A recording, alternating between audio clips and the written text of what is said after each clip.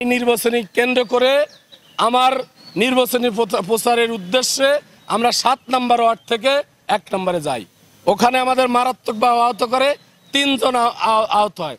আহতার পরে 3 জনকে সদর হসপিটালে ভর্তি করি।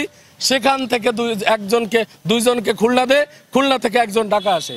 ওখানে 1 জন মারা যায়। এরপরে বিচারের দাবিতে আমরা থানা এবং জেলায় পায়ে হাঁটি, জুতা স্যান্ডেলের ছাল উঠে যায়, তারপরও আমরা বিচার পাই না।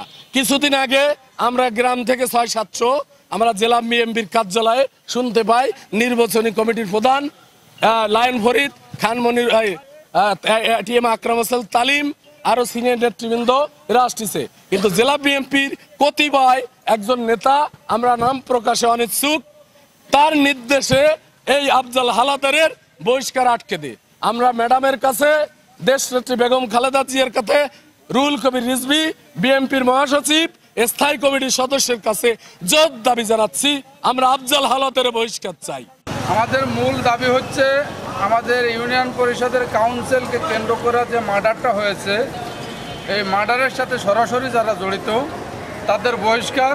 আমাদের জেলা কমিটি, উপজেলা কমিটি কেউ তাদেরকে বহিষ্কার করছে না, বরঞ্চ তাদেরকে দিয়ে আবারই নির্বাচনী প্রার্থী রাখতে চাচ্ছে।